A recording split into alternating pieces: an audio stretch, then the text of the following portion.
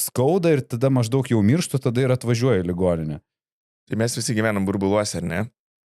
Tai tavo burbulė, ar ne, tie žmonės, kurios tu turi kontaktą, tai jie gal linkę tikrintis, bet bendrai visoje Lietuvoje jaunas žmogus, va tarkim, apie tą pacientą, kur aš kalbėjau, jis yra ne iš Vilniaus, jis yra iš mažesnio miestelio ir va tie žmonės netvyksta pasitikrinti ir tokio nėra supratimo, kad tu turi anksčiau pradėti tikrintis ir anksčiau susirūpinti savo sveikatą. Arba tenais va tuose didžiuosiuose miestuose tas yra, kad jaunimas pradeda domėtis, ta visa longevity mada, ilgaamžiškumo, bet bendroji sumoje tai tikrai mes turim per mažai šito ir būtent dabar tikrai nemažai nuo 50 iki 60 metų žmonių, kuriem įvyksta infarktas arba staiga miršta, jie iki tol nebūna vartoję ne vieno vaisto.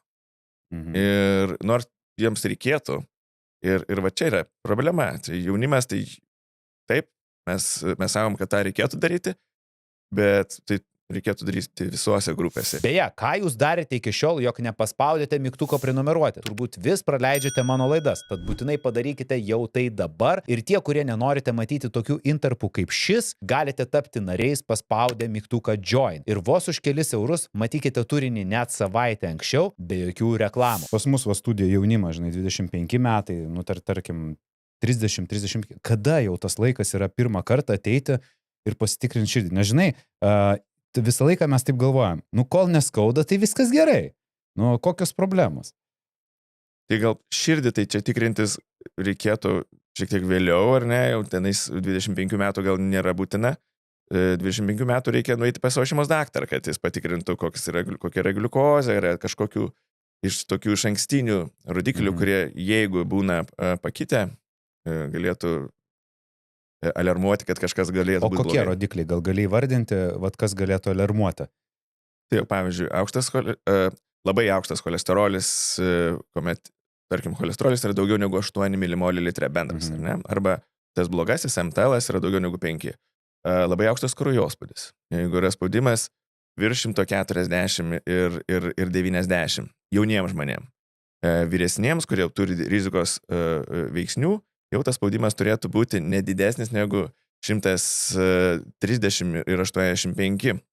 Optimalus geriausia, kad jis būtų iki 120 ir 80. Toliau gliukozė, ar ne, ar nėra didelė. Toliau žiūrėti, kad daktaras arba kažkas kitas pasižiūrėtų, ar žmogus rūko, ar vartoja alkoholį, ar turi viršsvorą. Ir va, šitie va tokie maži dalykai yra labai svarbus. Tu atsinešė į studiją širdies 3D atspausdintą širdį. Čia jinai yra nerealaus dydžio, tai yra šiek tiek didesnė negu iš tikrųjų ir čia yra tavo tėčio širdis. Jo, nu aš turiu 3D printerį, man mėgstu naujas technologijas ir vat, tokias pasibandinimas, aš pasiemu programą, išsipjaunate kažkokį tai dalyką ir tada atspausdinu. Ir tada va, toks, kaip sakyt, mano hobis. Tai va, dėdė širdį irgi atspausdinu, per kalėdas padovanojau. Nu, fantastika. Tai taip atrodo, va, žiūrėkit, mėly žmonės, žmogaus širdis. Ir čia yra būtent Roko tėčio širdis. Ar tu galėtum šiek tiek papasakoti apie širdį ir man įdomu, ar, pavyzdžiui, mūsų širdis turi kažkokį tai ribotą dūžių kiekį per gyvenimą? Turime limitą? Yra tokia teorija, kad visi žinduoliai turi limituotą per gyvenimą širdies dūžių skaičių. Ir nuo to, kaip dažnai žinduolio širdis susitraukia, priklauso, kiek ilgai jis gyvena. Ir tarkim, banginiai, jų širdis plaka labai retai ir jie gyvena ten 80-120 metų. Toliau einant žinduoliui mažyn, širdies plakimas būna žymiai dažnesnis. Ir gyvenimas žymiai trumpesnis. Paskui eina arklys, šuo, žiurkė, pelė. Ir tarkim, kitam spektre pelės širdies surkimo dažnis yra 500 ir jį gyvena tenais 3-6 mėnesius. Tai visi tie žinduoliai daugmaž išeina, kaip sakyti, tiesiog yra tiesinė linija. Tačiau iš šitos tiesinės linijos iššoka žmogus. Jis nepakliūna į tą tiesę. Pagrindė dėl to, kad mes gyvenam žymiai ilgiau ir jį pakankamai pagrįsta, nes tarkim, kuo dažniau širdis susitraukia, tuo metabolizmas didesnis, tuo daugiau susidaro tikėtinai tų reaktyvių metabolitų, kurie gali pažeisti DNR struktūrą, atsirasti mutacijos santykinai greičiau ir tada tas organizmas greičiau sens. Nes, žinai, būna, girdžiu ten, retai kažkaip tai iš vyruko aš tą girdžiu, aišku, turbūt ir pas vyrukus yra, bet, pavyzdžiui, mano tėčio draugės širdies pulsas yra ramybės būsena 90. Ir jinai, žinai, sako, tai visą gyvenimą toksai. Ir aš sakau, bet gal reikia, žinai, kardio ten daryti, sportuoti, kažkaip mažinti tą pulsą, žinai, bet man visą gyvenimą toksai pulsas. Ir man įdomu, ar jeigu normalus pulsas yra kiek šiaip skaitomas? Normalus pulsas yra nuo 60 iki 80 ta plačiaja prasme, jauniems žmonėm, jaunom moterim, jis gali būti nuo 60 iki 100. Ir su amžiumis normalizuojasi. Čia ramybės būsenoj. Taip. Okay. Su amžiumis normalizuojasi ir turėtų būti pagrindė nuo 60 iki 80.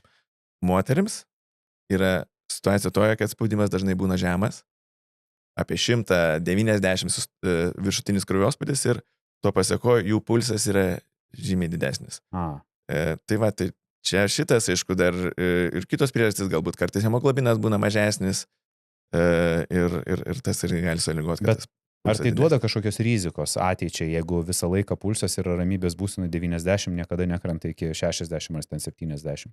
Ar čia tiesiog ir su tokiu pulsu žmogus gali pragyventi savo 100 metų? Šiaip turėtų būti mažesnis, mes žinom, kad nuo žmogaus treniruotumo dažnai priklauso žmogaus ramybės pulsas. Ir kuo tas ramybės pulsas yra mažesnis, tuo geriau. Ir kuo didesnis treniruotumas, tuo mažesnė lėtinių ligų rizika, miokardo infarkto, diabeto, aukšto kraujospūdžio ir kitų, ir geresnis imunitetas. O ką imunitetas daro, tai jis randa visas tas mutacijas, kurios gali nutikti kiekvienam ir jas suskaido. Tai dar vis tiek, žinai, labai norisi čia pasigilinti. Tarkim, jeigu žmogus, kuris turėjo tokį pulsą visą gyvenimą ir sako, aš taip gyvenau, ar ir jautėsi gerai, kaip ir mes sakom, žinai, žmonės dažniausiai jaučiasi gerai ir tipo net nesitikrina. Ir tokiam žmogui, tarkim, gali ten 59-60 metų staiga atsitikti kažkas tai ir būtent staigus kažkoks pokytis įvykti. Ar vis dėlto tie pokyčiai su širdim, jie būna tokie, žinai, laipsniai, kažkas tai pasijaučia, tada tenai kažkokie tai ateina simptomai, ar tai būna staigus kažkoks dalykas? Taip, širdies ligos ir senėjimas vystosi tolygiai pamažu į priekį, visi mes senstam, tačiau, aišku, kalbant apie ūmes širdies ligas, jos įvyksta per minutę. Ką aš turiu minty, tai kad galbūt tai ne visai susijęs su dažnu pulsu, ar ne, ir moterim. Nes moteris, kaip mes žinom, 10 metų gyvena ilgiau negu vyrai.